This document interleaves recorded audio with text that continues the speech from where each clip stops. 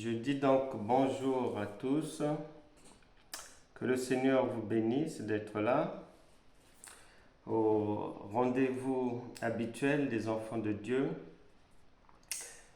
pour toujours passer du bon temps en sa présence puisque Dieu est sa parole et il est dans sa parole. Donc lorsqu'on veut le rencontrer, lorsqu'on veut mais recevoir de la lumière, une direction, des conseils, la guérison, la délivrance, apprendre, lorsqu'on veut mieux le connaître, lorsqu'on veut trouver des réponses aux questions que l'on se pose, peut-être depuis des mois, peut-être dans la semaine, eh bien, le meilleur endroit, c'est de venir au rassemblement ici des enfants de Dieu. Et je crois toujours que chacun ne repartira pas, ne sortira pas de la présence de Dieu comme il était venu. Et tout à l'heure, nous aurons un service de la Sainte Seine, donc les amis qui sont à distance, bien vouloir préparer les éléments que je présente. Voici mes éléments, donc je suis prêt pour la Sainte Seine de tout à l'heure.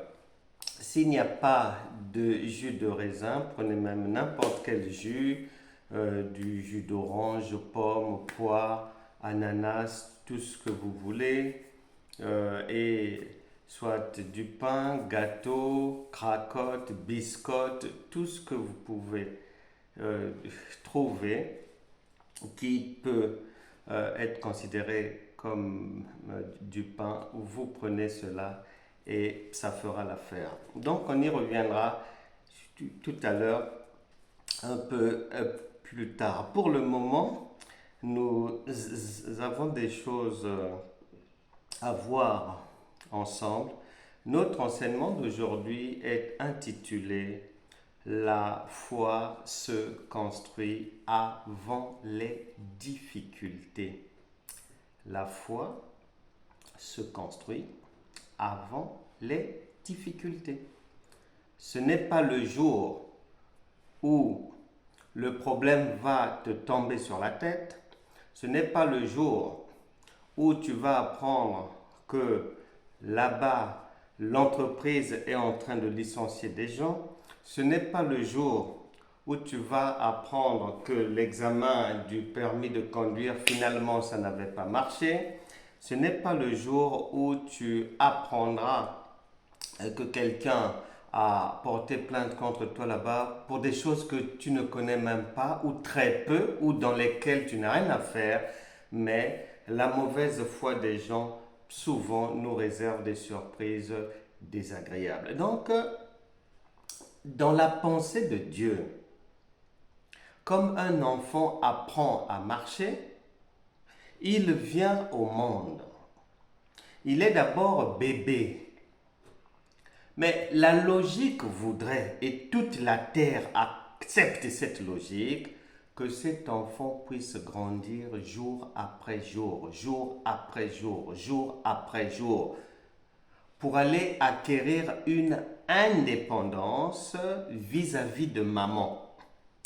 C'est-à-dire que ce n'est pas normal qu'à 40 ans, qu'on puisse encore être dans les jupes de maman. C'est maman qui fait le repassage. C'est maman qui fait la vaisselle c'est maman qui fait tout. C'est maman qui dit que voilà, il faut dire à ta femme ceci. C'est maman qui est la directrice du ménage, ceci, cela. Non, non, non, non. Il y a toujours dans le développement humain, à un moment donné, une espèce de séparation, mais bénéfique, parce que l'enfant va mettre en pratique les choses qu'il aura apprises depuis des années. Il pourra se déplacer seul, il pourra aller à l'école seul, boire seul, se déplacer seul, aller au cinéma seul, aller faire ses courses seul, alors qu'avant, il ne pouvait pas le faire. Eh bien, dans notre marche avec le Seigneur, le principe est toujours le même. Les hommes n'ont rien inventé. Dieu est tellement simple, il nous explique les choses de la manière la plus simple, mais l'homme lui-même se complique au quotidien la vie. Surtout les enfants de Dieu ajoutent, fabriquent, tordent, retranchent beaucoup de choses qui alourdissent finalement la vie chrétienne, qui rendent les choses difficiles, quand bien même on fournit beaucoup d'efforts. Mais en fait, nous sommes souvent incohérents dans notre marche. C'est-à-dire dans la vie de tous les jours, dans notre vie humaine, sociale, familiale, nous sommes très pratiques, très cohérents. Il y a des choses qu'on ne peut pas accepter. Il y a des choses que l'on ne peut pas faire. Il y a des choses que l'on doit obligatoirement faire. Il y a des choses par lesquelles on doit passer. Il y a des choses à éviter. Tout le monde le sait. Et ben, lorsqu'on vient maintenant dans les choses de Dieu, bien souvent les gens perdent cette incohérence et font naufrage dans la foi. Lorsque un problème arrive, c'est pour éviter cela, pour que cela ne se reproduise plus dans la vie de tout un chacun, que le Saint-Esprit voudrait nous parler du sujet intitulé « La foi se construit avant les difficultés ». C'est avant la tempête. Pas au moment où la tempête est là, que c'est là où on va maintenant bâtir une foi pour résister aux difficultés. Non, non, non, il sera trop tard. Il sera trop tard. Et le Seigneur veut nous en parler, nous enseigner, et pour que chacun retienne bien. Et la parole de Dieu, elle n'est pas faite pour rentrer là et sortir là, non. Elle est faite pour rentrer et que ça reste là, que ça descende au cœur partout, cerveau, le cœur, et que ça fabrique maintenant ce pourquoi elle a été envoyée dans ta vie. La Bible déclare, Psaume chapitre 107, verset 20, il envoya sa parole et sa parole les guérit. Donc la parole, elle est envoyée, elle t'est envoyée pour aller résoudre les différents problèmes de ta vie, les différentes difficultés. Et si chez toi, cette parole qui est envoyée ne produit pas du résultat, ou bien des résultats seulement apparents, c'est-à-dire une vitrine, une belle vitrine, mais derrière c'est gâté, non, non, non, c'est pas bon. Aujourd'hui, ça doit s'arrêter. Cette parole doit désormais produire des fruits dans ta vie. Et pour en arriver là, il faut que chacun ait aussi une conscience, une bonne conscience en ce qui concerne notre marche avec le Seigneur. De la même manière qu'un enfant, en grandissant, il apprend beaucoup de choses. À parler, à marcher, à lire, à se débrouiller tout seul. Tout ça là. Nous aussi dans le Seigneur, nous devons apprendre. Si tu n'écoutes que des enseignements sur des choses que soit tu connais déjà, ou soit tu as déjà souvent entendu parler, oui, Dieu va te donner un mari, oui, ma soeur, prends courage, ceci, cela. Ça, c'est du blablabla. Il n'y a pas besoin de ça, c'est écrit que Dieu a déjà donné à tout le monde la possibilité de se mettre en ménage. Si on ne te parle que de choses que tu connais déjà et que tu n'apprends rien de nouveau, attention, tu es en train de tourner en rond. Parce qu'un enfant, il apprend toujours. Il est comme à l'école et la marche avec Dieu est une école. C'est pour ça que la parole de Dieu parle de l'école de Christ. C'est pour ça que la parole de Dieu parle de l'école des prophètes. C'est pour ça que la parole de Dieu parle des différentes écoles dans lesquelles l'apôtre Paul a enseigné et tout. C'est une école, donc il faut apprendre, toujours apprendre. Un enfant, s'il n'apprend rien de nouveau, mais même à 48 ans, il ne saura pas marcher, il ne saura même pas mettre son pantalon. S'il n'apprend pas comment mettre seul son pantalon, même à 40 ans, il faudra que maman lui mette le pantalon, c'est dramatique. Donc nous devons en tant qu'enfants de Dieu être cohérents. Parce que dans la vie de tous les jours, nous sommes cohérents. Maintenant, lorsqu'on vient dans le Seigneur, on est maintenant incohérent. On est à côté de la plaque. Et d'autres sont plongés dans la folie, carrément. Quand les gens du monde les voient, ils se disent, mais ça ne va pas. Et c'est parce que les gens ne sont pas cohérents. Ils ne sont pas logiques comme Dieu. Ils ne réfléchissent pas, ils ne raisonnent pas comme Dieu. La Bible déclare, dans le livre des Proverbes, par le roi Salomon, que c'est celui qui réfléchit sur les choses qui trouve le bonheur. Le Saint-Esprit n'a pas dit que c'est celui qui prie, qui jeûne, Non, non, non. Celui qui réfléchit sur les choses, il trouve le bonheur. Nous parlons de la foi se construit avant les difficultés. Marc chapitre 4, notre adresse biblique de référence aujourd'hui. Marc chapitre 4, à partir du verset 35, il est dit, ce même jour, donc aujourd'hui, tu dois l'entendre comme ça, parce que d'entrée de jeu, tu sais que Dieu ne parle pas aux absents. Tu sais que Dieu ne parle pas des absents. C'est ce que la parole de Dieu dit. Tu sais que Dieu ne parle jamais des morts. Tu sais que Dieu ne s'adresse pas aux morts. Tu sais que Dieu ne s'occupe pas des personnes décédées et absentes. Conclusion, il parle de toi-même, puisqu'il est sa parole et il est dans sa parole. Donc, il te parle. Ce même jour, sur le soir,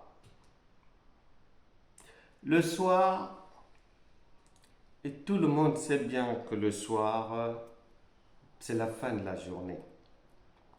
Mais spirituellement, la journée, il y a le soleil, c'est le positif. Et le soir, sont les ténèbres, ce sont des problèmes, ce sont des soucis, ce sont des choses que l'on ne veut pas voir dans la vie qui nous sont présentées, qui frappent à notre porte, qui s'invitent chez nous sans invitation et des mauvaises nouvelles. Par exemple, la maladie peut débarquer et c'est le soir. Parce que lorsqu'on est en bonne santé, c'est considéré comme un bon jour. Et le soir, donc, marque le début des difficultés, l'arrivée des difficultés. Et quand la difficulté est là, Dieu,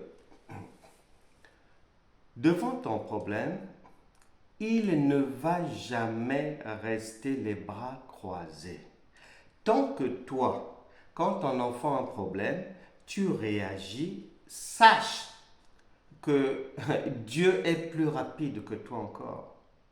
Et que ce que tu fais, ce n'est pas toi qui l'as inventé, c'est l'Esprit de Dieu qui t'a mis ça dans le cerveau, dans le cœur, d'agir ainsi. Lorsque l'enfant a un souci, il faut l'aider. Et donc là, le Seigneur, face à tes difficultés, il est toujours là et il dit, Jésus leur dit, il s'adresse à nous, à chacun de nous. Il dit donc qu'on ne reste pas, tu ne vas pas rester dans la difficulté. On va aller à l'autre bord pour que le Seigneur, en allant à l'autre bord, en te faisant passer des ténèbres à la lumière, puisque là où ils sont, il y a des ténèbres maintenant. Il fait soir, les problèmes sont là. Eh bien, il dit, passons à l'autre bord, là où il y a la sortie des problèmes, là où il y a la sortie des difficultés. Verset 36. Après avoir renvoyé la foule, ils l'emmenèrent dans la barque où il se trouvait. Et il y avait aussi d'autres barques.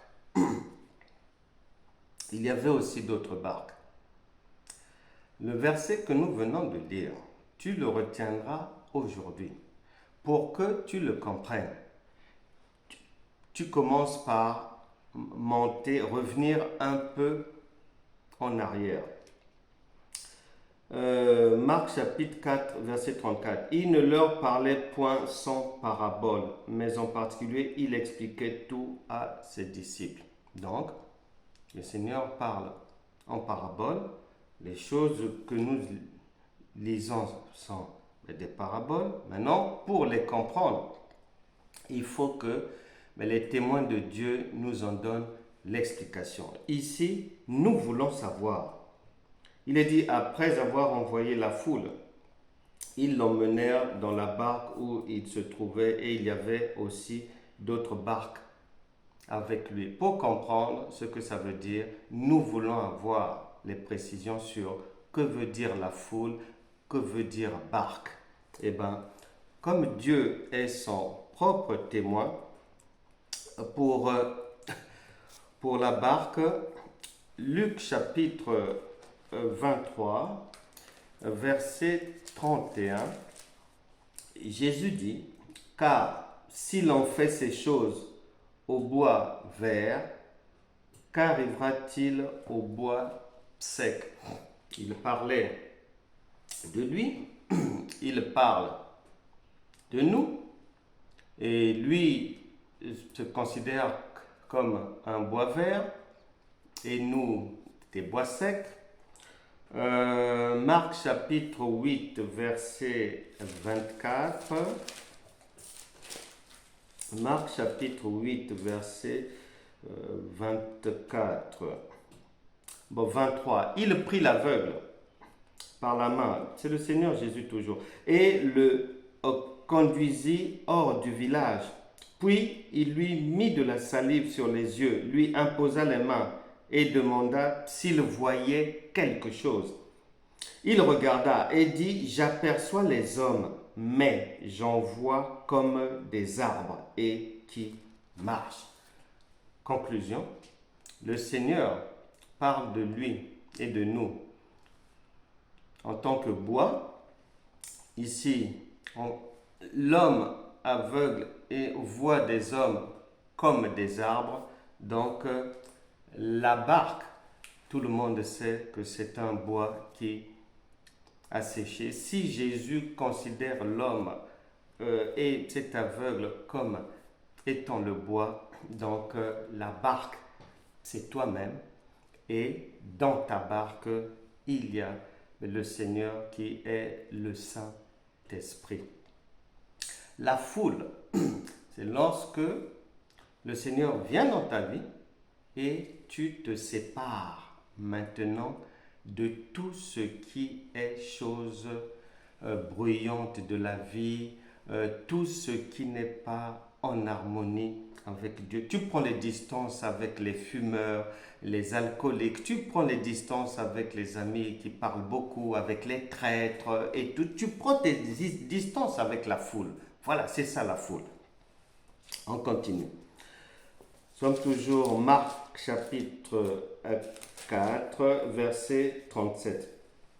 Il s'éleva un grand tourbillon et les flots se jetaient dans la barque au point qu'elle se remplissait déjà.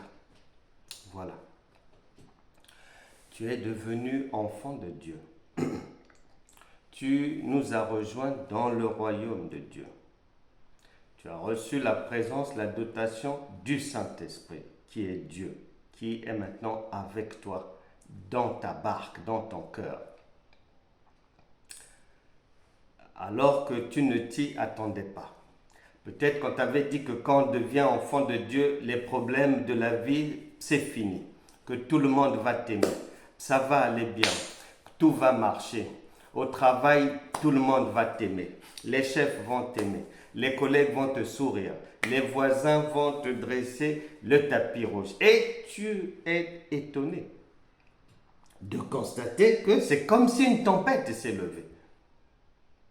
Problème à droite. Difficulté de la vie. Problème à gauche. Peut-être une faillite de la société. Avant que tu ne deviennes enfant de Dieu. les affaires allaient comme ça, un peu comme ça. Et quand tu es devenu enfant de Dieu, tu constates que les affaires se sont écroulées. Tu constates que les oppositions se sont levées. Tu as perdu de la clientèle, perte de fournisseurs. Les gens qui avaient même prévu t'aider se rétractent. Ils ne t'aident plus.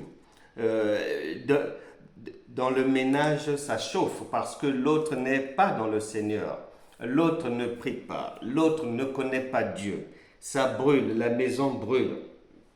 Et des fois, avant, ça fonctionnait peut-être au travail, peut-être dans les affaires, sur la base de certaines règles. Et maintenant que tu es dans le Seigneur, tu constates que on a chamboulé les règles et les nouvelles règles te sont défavorables. Toutes sortes de problèmes, même à la maison. Du fait que tu es devenu enfant de Dieu, tu constates que les enfants deviennent de plus en plus turbulents. Ce sont des incompréhensions dans le ménage. Voilà les tempêtes de la vie qui se sont levées comme un grand tourbillon. Et tout le monde vit ces choses d'une manière ou d'une autre. Ces oppositions, ces tempêtes qui se lèvent dans la vie. On ne s'y attendait pas. Chose bizarre. Peut-être avant, on dormait bien. On ne dort plus bien. Peut-être avant, on faisait des rêves. On ne fait plus de rêves. Depuis qu'on essaie de prier. Et on se pose mille et une questions. Pourquoi moi? Pourquoi seulement moi? Pourquoi seulement maintenant? Pourquoi seulement depuis que je suis avec Dieu?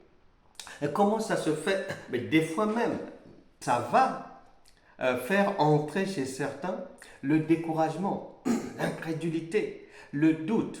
Mais quel est ce Dieu qui est avec moi et qui m'accompagne dans des problèmes, dans des difficultés? Mais moi, je pensais qu'une fois que j'allais rejoindre les autres dans le royaume de Dieu, toutes ces choses-là allaient finir. Je constate que ça s'empire. Voilà ce que les gens vivent au quotidien. Verset 38. Et lui, le Seigneur Jésus, il dormait à la poupe sur le coussin. Ils le réveillèrent et lui dirent, Maître, ne t'inquiètes-tu pas de ce que nous périssons? Je te l'ai déjà dit. Dieu n'a pas d'adversaire. Dieu ne connaît pas les difficultés. Il n'y a pas la crainte, la peur en Dieu. Il n'échoue jamais. Maître des temps et des circonstances. Tout-puissant. Il vient quand tu nous rejoins dans le royaume de Dieu. Nous te donnons immédiatement pour toute ta vie. Évangile de Jean, chapitre 14, verset 1. Tu dois manger cette parole. Que ton cœur ne se trouble point. On ne s'arrête pas là. On va t'ajouter une autre semence. Évangile de Jean toujours, verset 14 toujours. Non, Jean, avant c'était Jean chapitre 14 verset 1. Là, Jean chapitre 14 toujours, verset 27. Là-bas, on reprend encore. Que ton cœur ne se trouble point. On va te le dire. Dès que tu deviens enfant de Dieu, que dans notre royaume des enfants de Dieu, la trouille n'existe pas. La frousse n'existe pas. Les pétoches n'existent pas. La peur, la crainte, ce n'est pas un esprit de peur que le Seigneur nous a donné. Nous sommes dotés d'un esprit d'amour, de force et de sagesse. Et là, les disciples sont en panique. Ça crie, ça hurle. Comme beaucoup de gens, dès qu'une secousse dans la vie survient, mais c'est fini. Ça crie à droite, ça crie à gauche, ça s'arrache les cheveux, ça court se cacher sous le lit. On voit le diable à droite, on voit Satan au-dessus de la tête. On croit que les démons nous courent après. Les pétoches. Ça ne cadre pas avec les réactions d'un authentique enfant de Dieu. Dieu est dans leur vie avec eux. Mais ils paniquent. Les difficultés se sont levées dans la vie. Où en es-tu? Pourquoi tu cries? Pourquoi tu cherches l'aide partout en panique? C'est tout simplement parce que tu n'étais pas préparé comme eux. Ça, c'est la première chose. La deuxième chose, lorsqu'il y a ce genre de réaction, de panique, la trouille, on voit le diable partout, on pleure déjà dès le départ, on s'écroule par terre et tout, cela veut dire que l'on n'est pas encore dans la foi. On est dans le bois, on n'est pas dans la foi. Et le Seigneur est étonné. Et dans ta vie, c'est pareil. Les réactions que tu as devant toutes sortes de difficultés, mais Dieu te regarde. Est-ce que ce sont des réactions dignes d'une enfant de Dieu, d'un enfant de Dieu? Et le Seigneur dit, eux, ils lui demandent, ne t'inquiètes-tu pas? Ben, l'inquiétude ne fait pas partie de l'ADN de Dieu. Ce qui veut dire que, en ayant Dieu en nous par le Saint-Esprit, les inquiétudes ne font pas partie de nous. Bon, maintenant, comment un Dieu sans inquiétude va cohabiter avec ton esprit qui est toujours inquiété, dans l'inquiétude? Le mariage ne peut pas se faire. Il ne peut pas y avoir de vie commune, ce n'est pas vrai. Ce n'est pas vrai. Et beaucoup d'enfants de Dieu se mentent à eux-mêmes. C'est dommage. Parce que la parole de Dieu déclare en Galates chapitre 3 verset 20, et nous te le disons dès le premier jour de ta conversion, quand tu nous rejoins dans le royaume de Dieu, nous te donnons l'information, ce n'est plus toi qui vis, mais c'est Christ qui vit en toi. Christ n'a jamais peur. Christ n'a pas l'habitude de pleurer. Christ n'a pas l'habitude de crier. Christ n'a pas l'habitude d'aller se cacher sous le lit. Christ ne marche pas dans la rue en regardant à droite, à gauche en permanence, pensant que les démons sont derrière lui. Non.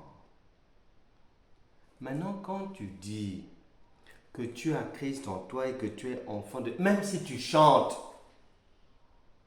si tes réactions ne sont pas identiques à celles de Christ, tu n'es pas dans la foi, tu es dans le bois. Tu n'as rien à voir avec nous, rien. Et la volonté de Dieu est que toute personne qui se trouve dans le bois sorte du bois aujourd'hui. Toute personne qui se trouve dans le bois sorte du bois aujourd'hui.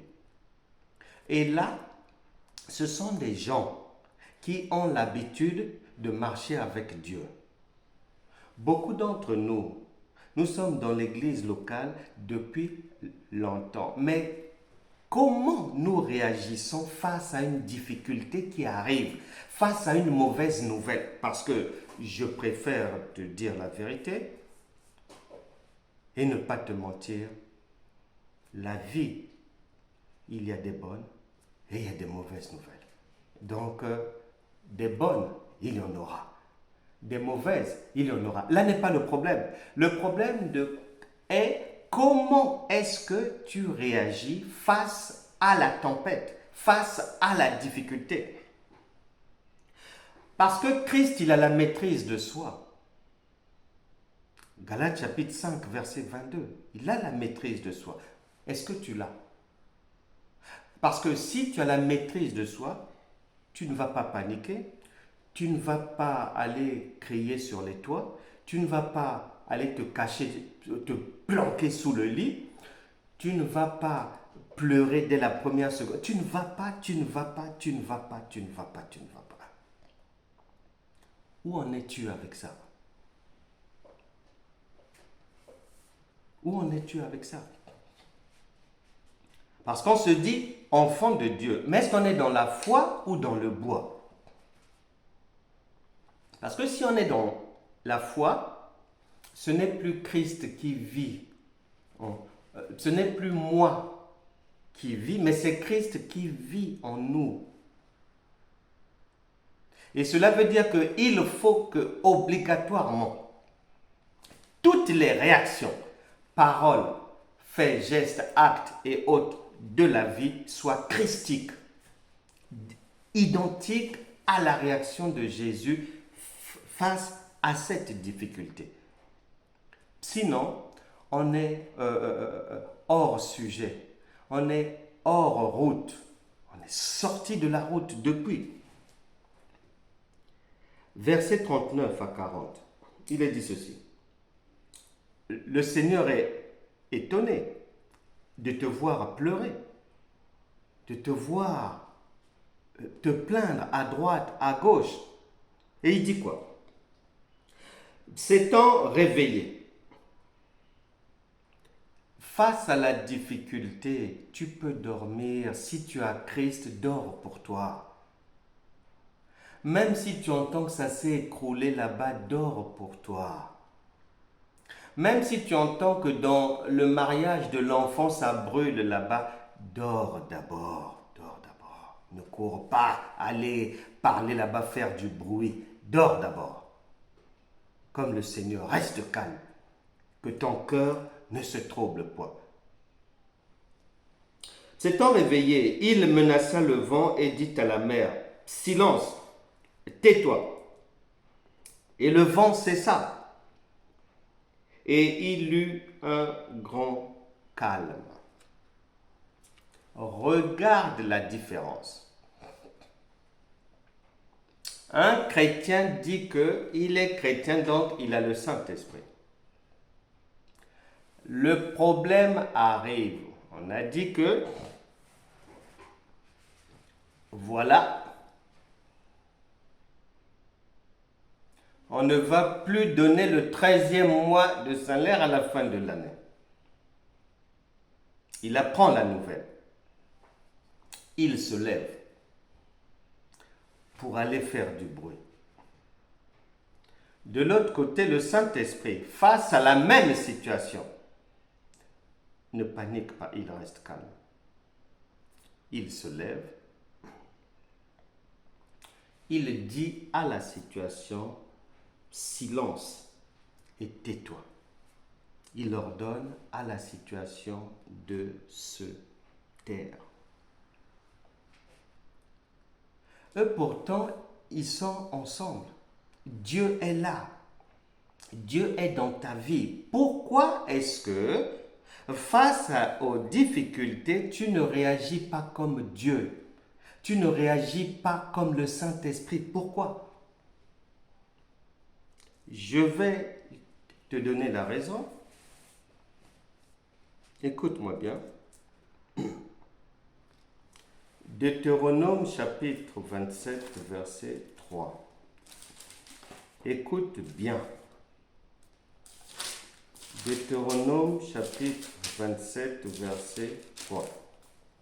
Nous voulons comprendre pourquoi, face aux difficultés de la vie, souvent, même en tant qu'enfant de Dieu, on n'a pas la même réaction que Dieu. Nous voulons comprendre pourquoi. Est-ce que nous ne réagissons pas comme Dieu? Deutéronome chapitre 27, verset 3. Tu écriras sur ces pierres toutes les paroles de cette loi lorsque tu auras passé le Jourdain pour entrer dans le pays que l'Éternel ton Dieu te donne, pays où coule le lait et le miel, comme te l'a dit l'Éternel, le Dieu de tes pères. Pays où coule le lait et le miel. Chaque enfant de Dieu, chaque personne qui nous rejoint dans le royaume de Dieu, nous rejoint dans le pays où coule le lait et le miel. Nous rejoint dans Canaan. Il y a le lait et il y a le miel. Ça, c'est le pays, cette Bible, c'est le pays où coule le lait et le miel. Maintenant, si tu entends seulement comme ça et que tu comprends ça en français, tu ne comprendras pas ce que Dieu a dit. Il faut chercher à comprendre que veut dire le lait chez Dieu, que veut dire le miel. Et nous allons avoir la réponse. Tu pensais peut-être que c'était le lait de ton petit déjeuner quotidien. Non, qui t'a dit que Dieu prend le petit déjeuner? Hébreux chapitre 5, verset 12. Nous cherchons la signification spirituelle, signification divine du lait. Hébreux chapitre 5, verset 12. Vous, en effet, qui depuis longtemps devriez être des maîtres, vous avez encore besoin qu'on vous enseigne les premiers rudiments des oracles de Dieu. Virgule, vous en êtes venus à avoir besoin de lait. Voilà. Et non de nourriture solide. Or, quiconque en est au lait n'a pas l'expérience de la parole de justice, car il est un enfant. Dans Canaan, c'est un pays, dans la parole de Dieu, il y a des gens qui sont gamins, qui sont des éternels enfants, qui ne comprennent pas, ou qui comprennent mal, ou qui ont eu de mauvais enseignements, ou qui ont eu de faux enseignements. Ils ne peuvent pas grandir, ils resteront toujours au lait. Maintenant, le miel, on va chercher à savoir. Donc, le lait, c'est la parole bas de gamme, on va dire. Ce sont les ignorants, ce sont les enfants, les gens de la crèche spirituelle. Nous recherchons le miel maintenant. Ézéchiel chapitre 3. Ézéchiel chapitre 3, versets 1 à 3. Il me dit, fils de l'homme, mange ce que tu trouves, mange ce rouleau, et va, parle à la maison d'Israël. Rouleau en parlant de la parole de Dieu. J'ouvris la bouche et il me fit manger ce rouleau. Il me dit, fils de l'homme, nourris ton ventre et remplis tes entrailles de ce rouleau que je te donne. Je le mangeai et il fut dans ma bouche doux comme du miel. C'est la parole mature. C'est la connaissance. Et beaucoup d'enfants de Dieu, n'ayant pas la connaissance, étant encore au lait, lorsque les difficultés arrivent, n'ayant pas du miel en eux, ils font complètement naufrage. C'est la panique. Et le Seigneur Jésus a bien expliqué aussi ces choses à Nicodème. Et il nous les explique. Évangile de Jean chapitre 3, tu liras du verset 1 au verset 13. Il explique. Quand on vient au monde, on est d'abord enfant. Et que de la même manière qu'on devient enfant de Dieu, il faut que la vie puisse aller, puisse croître, puisse aller en avant, qu'on puisse grandir en savoir, en connaissance, comme un enfant physique. Mais si ce n'est pas le cas, on reste éternellement enfant. Et donc, dans Canaan, on trouve, il y a le lait, il y a le miel, il y a des enfants, il y a des adultes, il y a une ancienne alliance, il y a la nouvelle alliance, il y a la loi, il y a la grâce qui arrive après, et nous y sommes.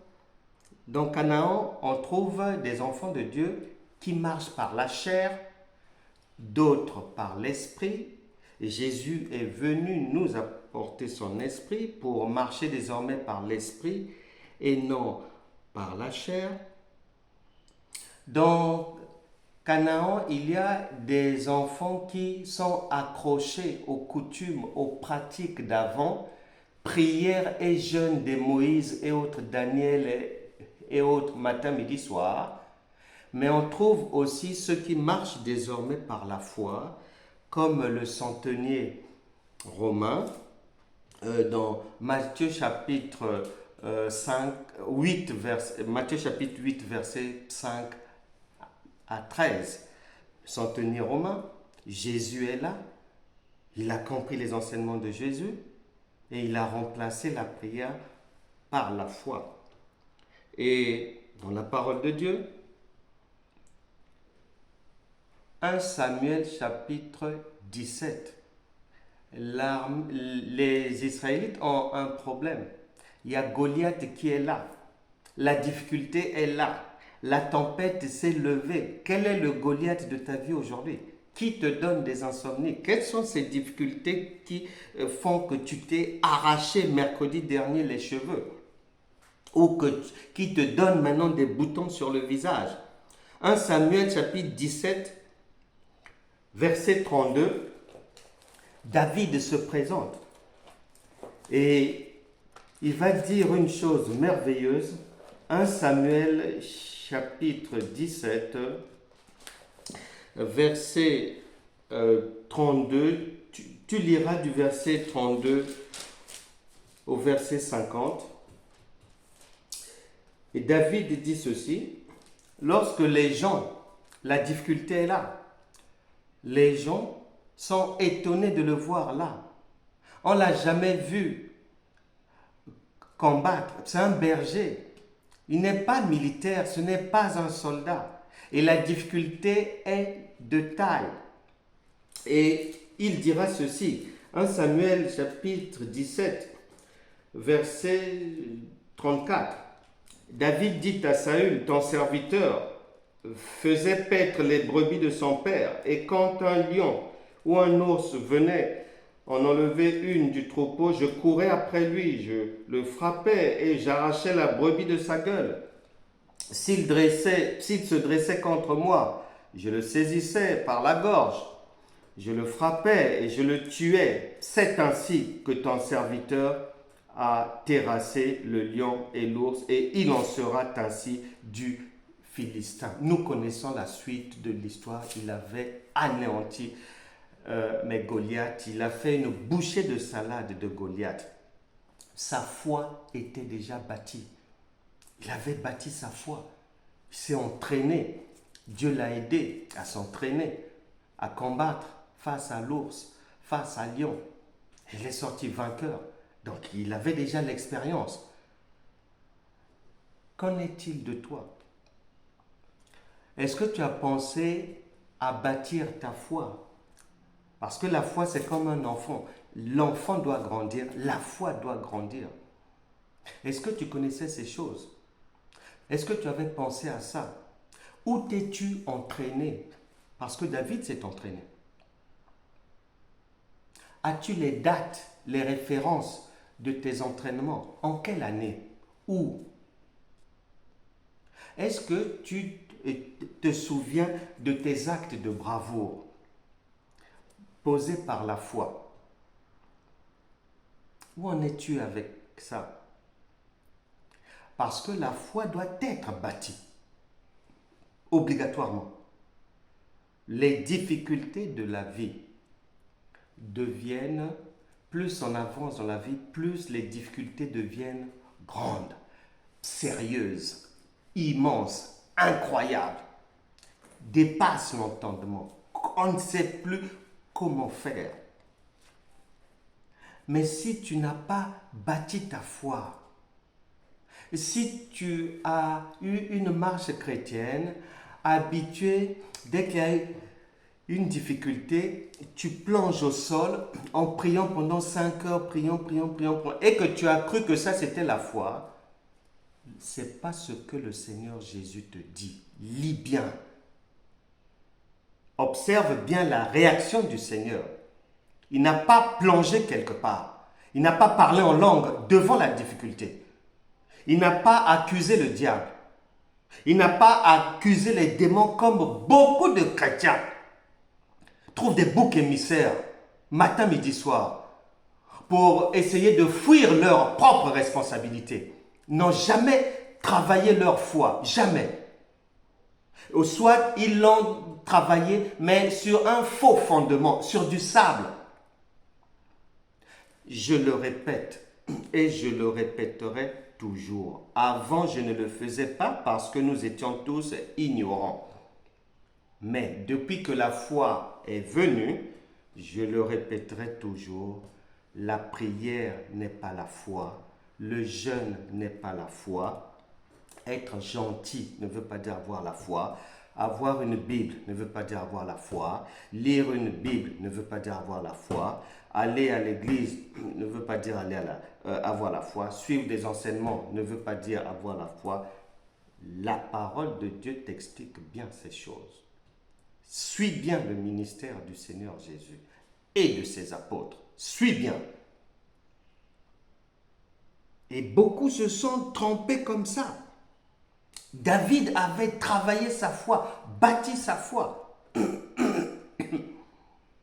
Comment veux-tu faire face aux difficultés du moment si tu n'as pas la maîtrise de soi, si tu n'as pas la patience, si tu n'as pas l'amour, si tu n'as pas un esprit de force?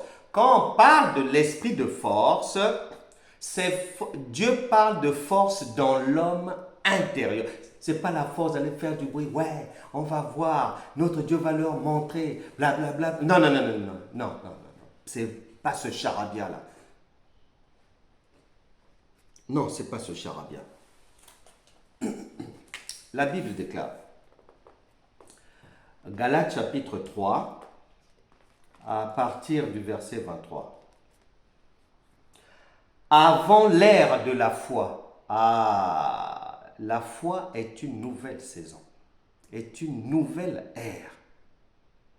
Avant la foi, c'était les prières, les libations, donner les boucs, les taureaux, donner les tourterelles, les pigeons, tout ça là, aller verser le sang là-bas, chaque année il faut aller à Silo, etc.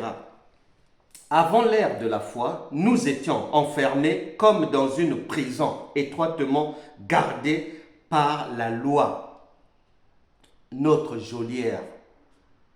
Nous attendions la foi qui devait être révélée. La foi devait être révélée. On pourrait dire aussi que la loi était la gouvernante chargée de nous surveiller et de nous éduquer jusqu'au jour où elle pourrait nous mener à l'école de Christ. Elle nous a donc préparés à être déclarés justes par le moyen de la foi. Point. Depuis que la foi est venue, la gouvernante n'a plus de raison d'être. La foi, on ne la mélange pas avec autre chose. La parole de Dieu dit bien, quand la foi vient, quand elle est arrivée, tout ce qui était avant, la gouvernante, prière de 1000 jours, des jeûnes comme cela, tout ça là, ça dégage. Et là, comme ces gens n'avaient pas bâti leur foi, le Seigneur Jésus est très étonné. Et lui, lorsqu'il se réveille de son repos, parce que lorsque Dieu est avec nous, c'est pour le repos. Le Saint-Esprit, c'est le repos. C'est pour ça que le Seigneur dort tranquillement. Quiconque nous rejoint dans le royaume de Dieu, tu reçois le repos. Venez à moi, vous tous qui êtes fatigués, chargés, et je vous donnerai du repos. C'est de ce repos-là qu'il s'agit. Il est réel. Il est réel.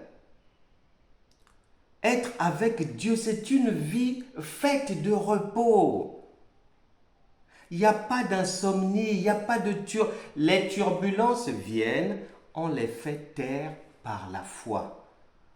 C'est-à-dire, dis seulement un mot. Lui, il a dit quoi? Il a dit silence et tais-toi. Amen. Et c'est fini. Et c'est fini.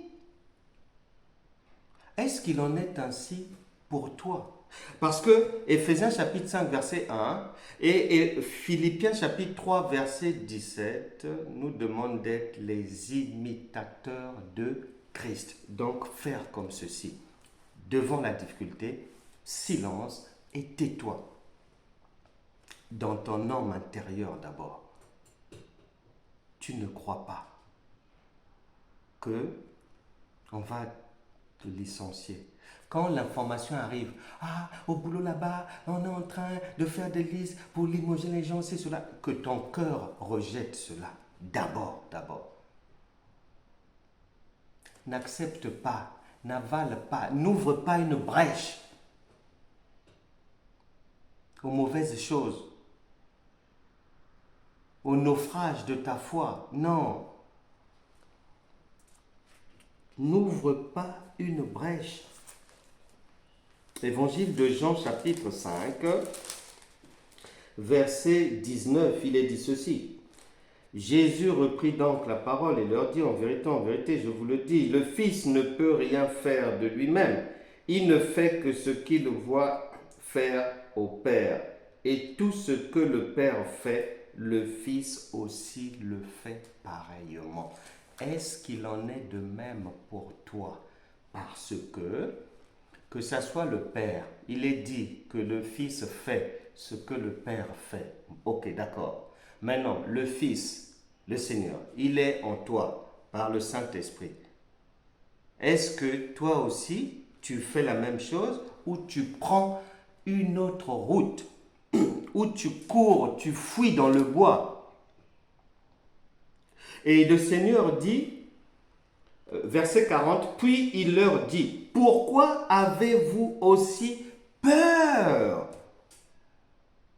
Comment n'avez-vous point de foi? On ne dit pas, il ne dit pas, pourquoi tu n'as pas prié? Pourquoi vous n'avez pas jeûné? Pourquoi vous n'avez... Non. Puis il leur dit, pourquoi avez-vous ainsi peur? Point d'interrogation. Comment n'avez-vous point de foi? Parce que c'est la foi qui vient faire taire le problème sur le champ, immédiatement. Maintenant, eux, comme ils n'ont pas de foi, eh bien, ils ne peuvent pas être exaucés par Dieu, puisque la foi Hébreux chapitre 11, 1, ferme assurance des choses que l'on espère. On n'a pas dit prière fervente. Non, non, non. Là, c'est d'abord ferme assurance des choses que l'on espère. Une démonstration de celles que l'on ne voit pas. Ensuite, Hébreux 11, 6 vient dire que personne ne peut être agréable à Dieu s'il n'a pas la foi. Or, on voit la réaction d'un esprit de foi. Silence, tais-toi. Donc, eux, comme beaucoup d'enfants de Dieu, entre guillemets, ne peuvent pas être agréables à Dieu. Puisqu'il y a la peur. Et beaucoup d'enfants de Dieu accusent les autres. Jésus n'a pas demandé, faisons une enquête pour savoir qui est à l'origine de ces tempêtes, mais qui surviennent dans notre vie. Recherchons les coupables. C'est l'oncle. C'est la maman. Non, c'est la belle-mère. Non, non, non, c'est l'employeur. Non, non, non, non, non, non.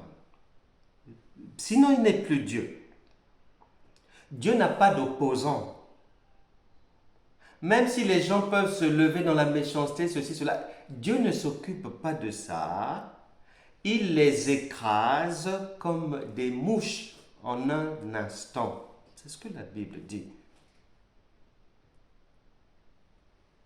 Malheureusement, lorsque la foi n'est pas bâtie, on est encore à Matthieu chapitre 22, verset 29. Jésus dit, vous êtes dans l'erreur, parce que vous ne comprenez ni les Écritures, ni la parole de Dieu. Et Dieu est triste. Matthieu chapitre 16, le Seigneur ajoute ceci. Matthieu chapitre 16, verset 8. Jésus l'ayant connu dit, pourquoi raisonnez-vous en vous-même, gens de peu de foi? Voilà. L'élément central, c'est-à-dire le passage obligé pour voir les problèmes de la vie s'éteindre facilement, sans sueur, sans souffrir, c'est la foi. Et c'est le Seigneur lui-même qui le dit. L'ayant connu, pourquoi raisonnez-vous en vous-même, gens de peu de foi? Luc chapitre 9, verset 45. Luc chapitre 9, verset 45. Mais les disciples ne comprenaient pas cette parabole. Elle était voilée pour eux, afin qu'ils n'en eussent pas le sens. Et ils craignaient de l'interroger à ce sujet. Comme beaucoup d'enfants de Dieu qui ne comprennent pas lorsque Dieu parle, lorsque le Seigneur dit quelque chose. Ils ont une compréhension erronée qui ne correspond pas à ce que le Seigneur dit. Et une fois que la compréhension est erronée, la parole ne peut pas créer quelque chose dans votre vie, puisque la parole crée sur une base authentique. Matthieu chapitre 13, verset 11. Jésus leur répondit, parce qu'il vous a été donné de connaître les mystères du royaume des cieux et que cela ne leur a pas été donné. Ma prière aujourd'hui est que tu ne figures pas, tu ne figures plus parmi les gens qui n'ont pas reçu la capacité de comprendre Dieu. C'est de ça qu'il s'agit. Il y a des gens comme ça. C'est Jésus qui le dit. Verset 14.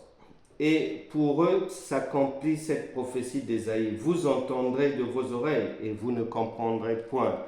Vous regarderez de vos yeux et vous ne verrez point. Car le cœur de ce peuple est devenu insensible. Ils ont endurci leurs oreilles et ils ont fermé leurs yeux. Dieu dit, c'est par la foi, les gens continuent, pensent qu'ils remplacent, ils appellent prière la foi. Non. Ah non. La prière, c'est la prière. La foi, c'est la foi. Et le Seigneur Jésus ne confond jamais, ne mélange jamais. Non. La prière, c'est la prière. La prière relève de l'ancienne alliance. Mais lorsque l'ère de la foi arrive avec le Seigneur Jésus, ça fonctionne, résoudre les problèmes fonctionne maintenant sur dis seulement un mot et mon serviteur sera guéri. Et Jésus dit à la tempête, silence, tais-toi. Et il est dit que le calme dans la vie est revenu.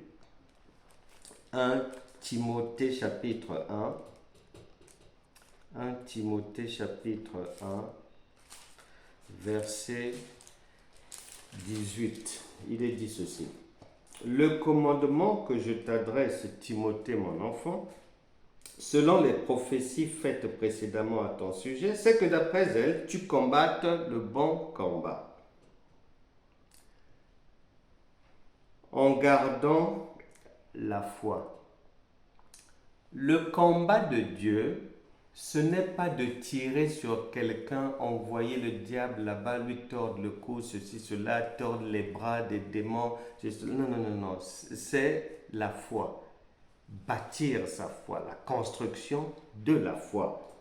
En gardant la foi et une bonne conscience. Cette conscience, quelques-uns l'ont perdue et ils ont fait naufrage par rapport à la foi. Le naufrage, ce n'est pas par rapport à la prière. Oh, j'ai maintenant du mal à me lever la nuit pour prier. Mais si tu as maintenant du mal à te lever la nuit pour prier, c'est un langage de Dieu. Dieu te dit, arrête ça. La foi est déjà là, passe à la foi. L'ère de la foi est arrivée. Ce n'est plus le temps de perdre le temps là-bas. Grandis, laisse le lait, prends le miel maintenant. Il y a un frère, un agriculteur. À un moment donné, du fait de la concurrence, il était convaincu qu'on avait jeté un mauvais sort à ses plantations.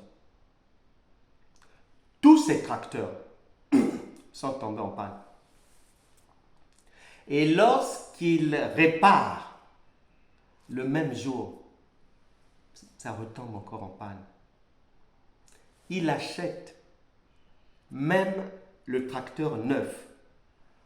Une fois sur son exploitation, tombait en panne, avait toujours quelque chose, ceci, cela. Et il disait que c'était les concurrents qui étaient à l'origine de cela d'une manière spirituelle, mais méchante. Un jour, par la grâce de Dieu, parce qu'il avait fait venir plusieurs pasteurs sur son exploitation, mais ça n'a rien donné. Les prières, les ceci, cela, on a mis le sel, on a mis l'eau, on a cité les versets bibliques, c'est tout ça là, ils ont tout fait, organisé même des veillées de prière sur l'exploitation, ceci, cela, chasser, lier, combattre, combat de la foi, ceci, cela, ça n'a rien donné tout ça. Et un jour, par la grâce de Dieu, comme Dieu, dans notre royaume, on n'abandonne jamais quelqu'un. Dieu lui a fait grâce que dans sa vie, qu'il rencontre un pasteur qui connaissait la foi. Il lui a dit, emmène-moi sur ton exploitation. Ils sont arrivés sur l'exploitation. Il lui a demandé de lui montrer les tracteurs, les machines et tout. Il a tout vu.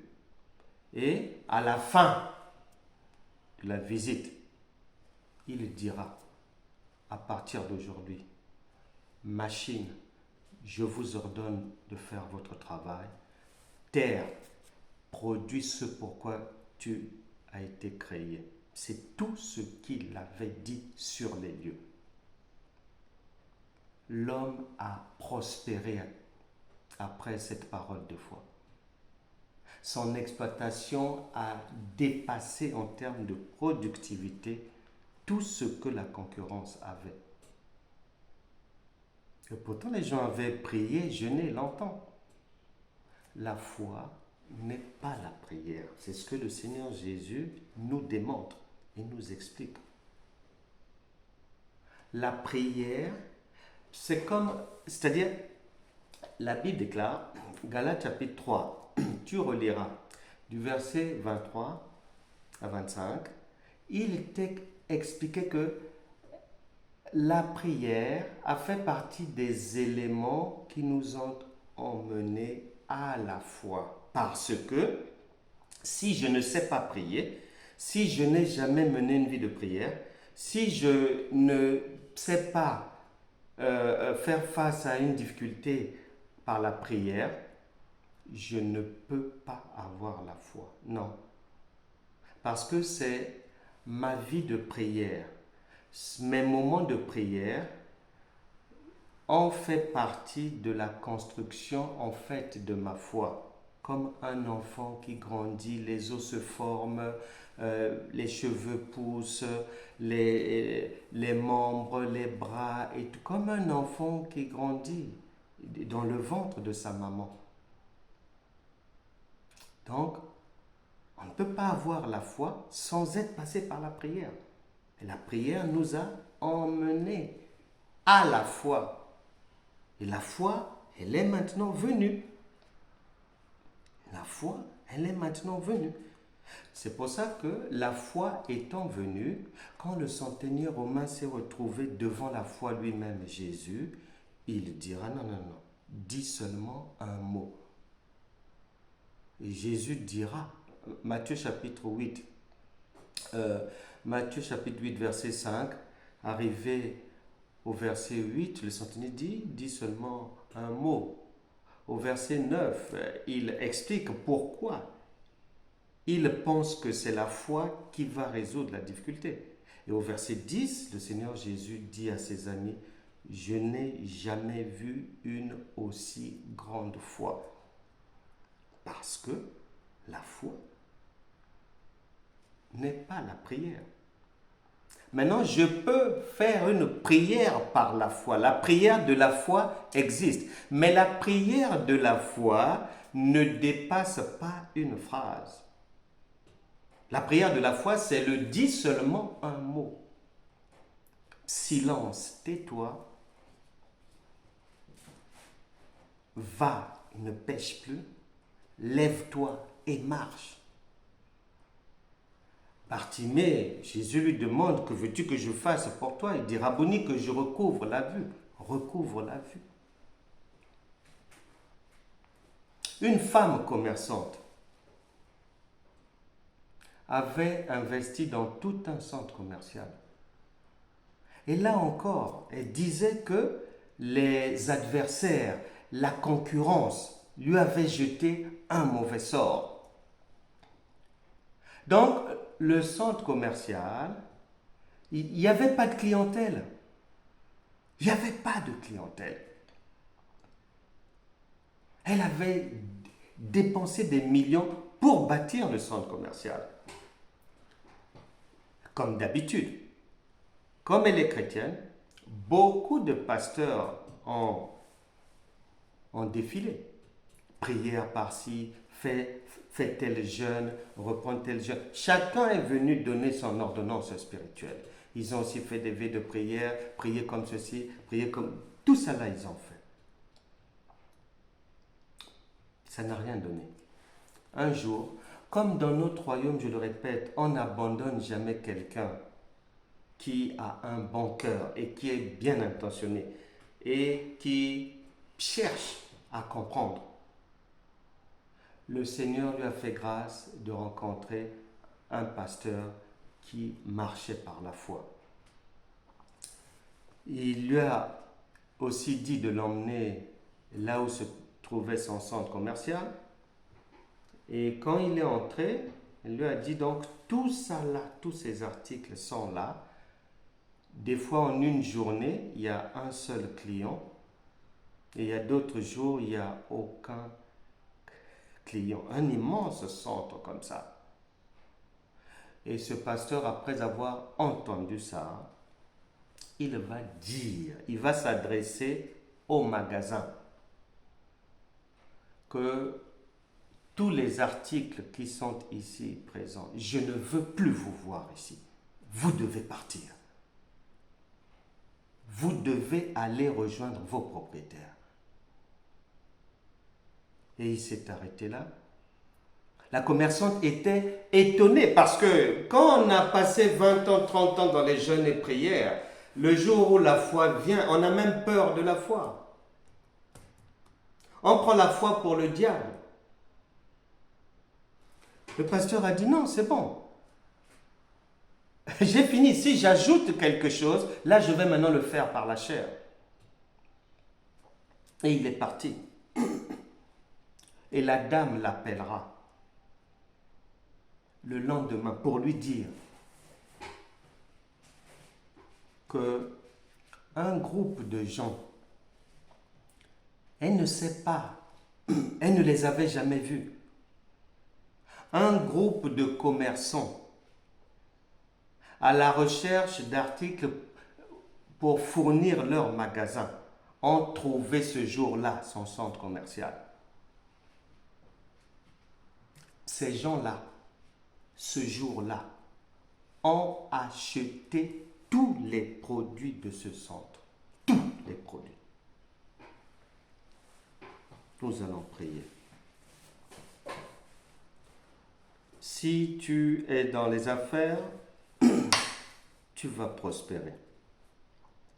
Si tu es dans le monde de l'entreprise, tu as une entreprise, tu veux investir, tu vas prospérer. Et ça commence aujourd'hui. Le problème, ça n'avait pas commencé parce que Dieu attendait que ta foi puisse d'abord être bâtie. Si tu nourrissais ta foi de la prière, du jeûne, de la gentillesse, des sourires, de la chanson, sache qu'aujourd'hui, le Seigneur Jésus te dit, ma fille, mon fils, va à l'autre bord, fais autrement. Et la Bible déclare en Hébreux chapitre 3, verset 7, et en Hébreux chapitre 4, verset 7 aussi, si aujourd'hui vous entendez sa voix, n'endurcissez pas vos cœurs. Nous allons prier. Et tous ceux qui sont dans le monde des affaires vont prospérer. Je le sens fortement dans mon cœur que Dieu veut bénir sans limite tous ceux qui avaient des activités au ralenti, insatisfaisantes, qui avaient du mal à marcher, qui voulaient relancer leur structure ou qui étaient embêtés par dettes à droite, les impôts à gauche, les taxes là-bas, les ceci, cela, des impayés comme ça, tout ça là. Maintenant que la foi est venue, ça va disparaître. Que chacun ouvre son cœur. Parle à Dieu de ses difficultés, peu importe le domaine.